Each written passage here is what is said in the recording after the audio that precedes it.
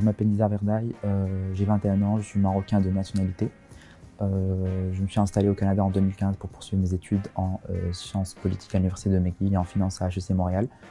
Et présentement, j'ai eu la chance de participer au Parlement jeunesse du Québec dans le cadre de sa 69e législature. Mesdames, Messieurs, Chateaubriand a écrit dans une formule qui prend son plein sens: pour être l'homme de son pays, il faut être l'homme de son temps. Nous sommes, chers collègues, assurément les hommes et les femmes de notre temps, par notre choix, par nos formations très diversifiées, par nos parcours, par notre courage d'avoir décidé de se lancer dans cette expérience et d'avoir pris la peine et le courage de défendre les intérêts de notre province. J'ai obtenu mon baccalauréat en 2015 au lycée Paul Sabatier à Salé. Directement après, j'ai eu l'hésitation entre rester au Maroc pour poursuivre mes études ou bien s'installer à l'étranger. Mon choix a été fait en se basant sur mon intérêt pour la politique et pour les finances. C'est ce qui m'a poussé à m'installer à Montréal plus précisément pour poursuivre des études en sciences économiques et en finance à HEC Montréal et en sciences politiques à l'Université de McGill.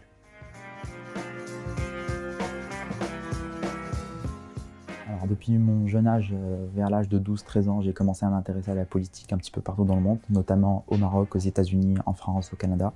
Je viens d'une famille purement militante.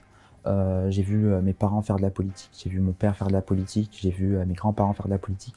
Toute ma famille s'intéressait au domaine. Je m'intéresse présentement aussi à la vie publique en général, aux affaires économiques, sociales, culturelles, un peu partout dans le monde et surtout au Maroc. C'est ce qui m'a poussé à me lancer dans une carrière purement politique.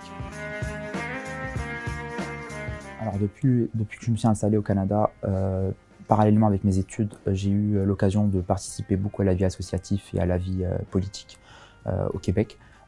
J'ai commencé par la participation à des simulations parlementaires, comme la simulation du Parlement européen.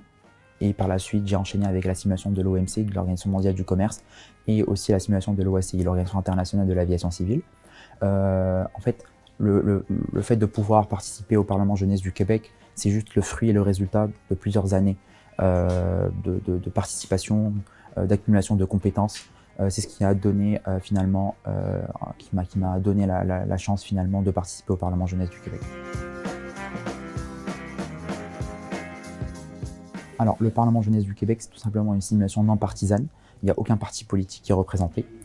C'est un petit peu le projet qu'on voudrait mettre en place au Maroc, qui est inspiré par le Parlement jeunesse du Québec.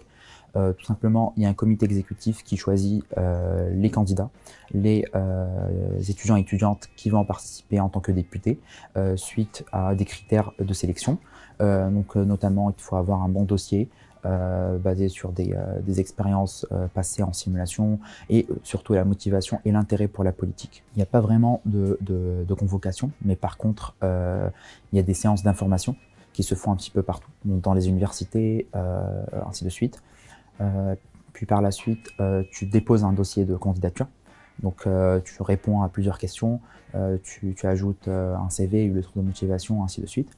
Et par la suite, c'est des critères de sélection qu'on ne connaît pas vraiment, mais il y a un choix qui est fait. Donc je sais que généralement, à chaque année, ils reçoivent jusqu'à 200-250 candidatures pour avoir 100 personnes.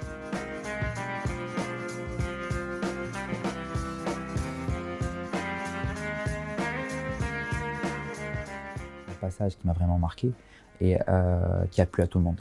Donc c'est tout simplement parce que c'est une expression pour moi qui veut tout dire. Pour être l'homme de son pays, il faut être l'homme de son temps. Donc comme j'ai dit, que ce soit au Maroc, au Canada, aux États-Unis ou en France, il faut que tu sois vraiment, faut sortir du lot, comme on dit, pour pouvoir être l'homme de son pays et pour pouvoir guider son pays et être un leader parmi d'autres. Donc tout simplement, c'est pour ça que j'ai cité cette phrase au milieu de mon discours.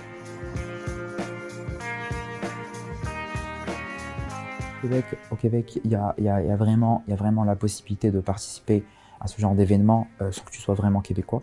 Donc c'est ce qui était bien, c'est que j'ai pu avoir une place au Parlement jeunesse du Québec dans le cadre de sa 69e législature, sans être vraiment un Québécois ou Canadien, mais juste en étant un Marocain tout court, de nationalité marocaine, pas autre chose, et qui voulait tout simplement contribuer aussi de sa façon, tout en apportant des idées à plusieurs sujets qui font l'actualité présentement au Canada et au Québec.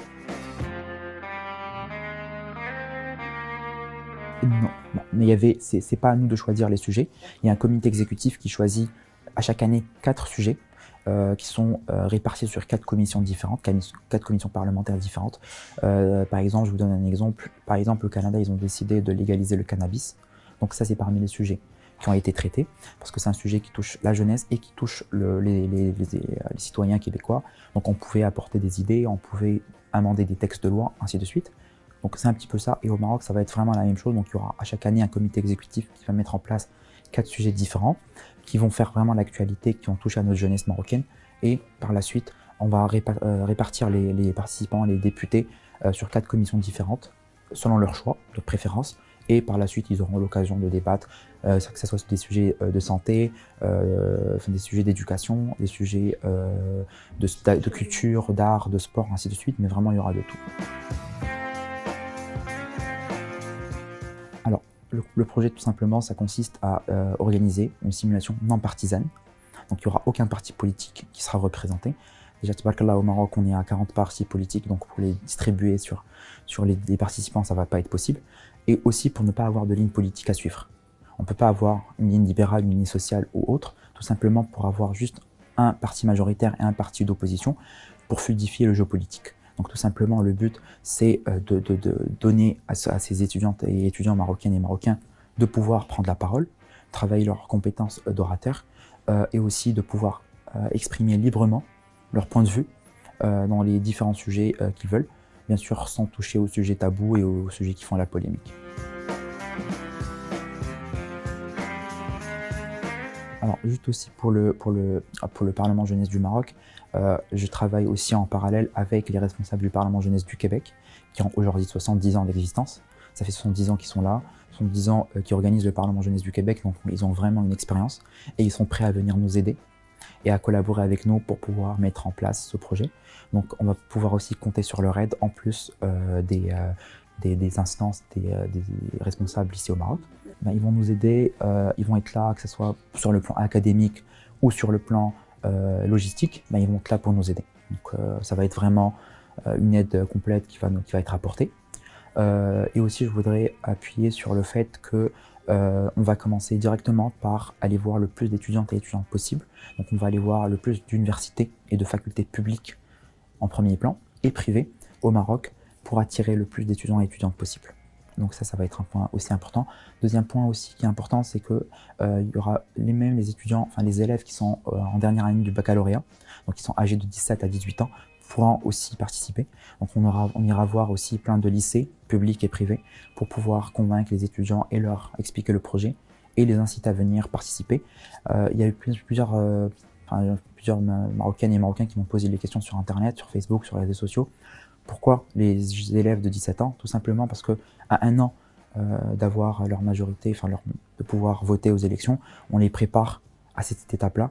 Donc s'ils commencent à 17 ans, à 18 ans, je suis sûr qu'ils seront capables de faire leur choix politique et d'aller voter et participer aux élections. J'ai toute une équipe qui travaille avec moi, donc une équipe qui est constituée de plusieurs jeunes aussi motivés autant que moi, des Marocains bien sûr, qui vont venir m'aider et m'apporter de leur aide pendant le processus.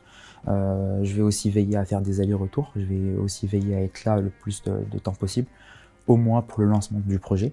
Par la suite, on verra pour les années qui viennent, mais pour l'instant, ça va être vraiment de faire des allers-retours et je fais confiance à 100% à l'équipe qui me soutient.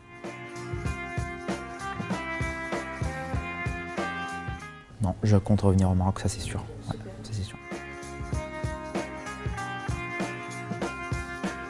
Ouais, à la base, mon diplôme et mon cursus était en finance et en économie, mais la science politique, la politique, pratiquer en politique, ça m'a toujours intrigué, m'a toujours attiré.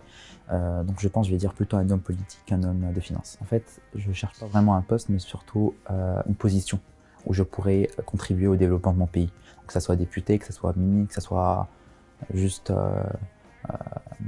un simple citoyen qui veut faire de la politique pour aider son pays. Au Canada, comme vous le savez, il y a plusieurs nationalités. Il y a des étudiants qui viennent de partout dans le monde. J'ai eu la chance de rencontrer des étudiants qui viennent de France, du Canada, du Québec, un petit peu partout dans le monde. Et ces 3 nationalités exactement, c'est les gens avec qui je passe le plus de temps. Donc quand je vois qu'il y a des étudiants français et québécois qui s'intéressent beaucoup à leur vie politique et à leur vie publique, comment, par exemple, j'ai pu assister aux élections présidentielles de 2017 en France, et comment les étudiants français installés au Canada et à Montréal ont réagi, et comment ils ont suivi les élections de A à Z, comment ils sont intéressés à n'importe quel candidat. C'est ce qui m'a poussé. Et je me suis posé une question, pourquoi nos jeunes Marocaines et Marocains ne s'intéressent pas autant à la politique? Et j'ai aussi vu ces dernières années, pendant les dernières élections, le taux de participation qui ne dépassait pas les 50% au Maroc. Et donc là, je me suis posé plein de questions. Pourquoi on ne dépasse pas ce taux de participation? Pourquoi on ne peut pas avoir un taux de participation, nous aussi, qui atteint les 80 et les 90%? Où est le problème? Donc il fallait trouver une solution tous ensemble. Et de mon côté, j'ai essayé de ramener un projet inspiré du Parlement jeunesse du Québec, qui aura pour but de motiver les étudiants et les étudiantes marocaines qui viennent de partout du Maroc pour contribuer aussi au développement de leur pays, pour qu'ils s'intéressent à la vie politique, à la vie démocratique, au système parlementaire, et pour pouvoir participer peut-être demain aussi aux élections en tant qu'électeurs ou pour voter aux élections. On essaye que ce soit pour l'été prochain, donc pour le mois de juin ou juillet prochain, parce que c'est la période où les étudiants et étudiantes marocains seront en congé, et il n'y aura pas d'études, il n'y aura pas d'examen. Donc c'est la meilleure période, je pense, pour pouvoir organiser cet événement. Mais si on n'arrive pas, on est peut-être serré par le temps, ça va être peut-être pour la fin de l'année. Alors pour mes projets d'avenir, ça sera pour l'instant le Parlement jeunesse du Maroc. Rien d'autre, c'est vraiment se concentrer sur ça pour pouvoir vraiment bien monter le projet. Par la suite, peut-être il y aura d'autres projets, mais pour l'instant je me focalise sur ça. Sur mon plan personnel, ça va être aussi encore d'acquérir de l'expérience, des compétences en politique, d'acquérir des expériences en finance et ainsi de suite, pour pouvoir vraiment préparer une carrière solide pour l'avenir. Pour la fin, j'ai vu plein de messages, j'ai vu plein de commentaires. Je voudrais juste dire à toutes les Marocaines et Marocains qui verront le passage et la vidéo, que tout simplement, il faut persévérer, il faut travailler, il faut être motivé et vraiment aller jusqu'au bout de vos rêves. Et voilà, donc il n'y a rien qui vient juste comme ça, il faut travailler et un travail acharné va vraiment donner des résultats à la fin.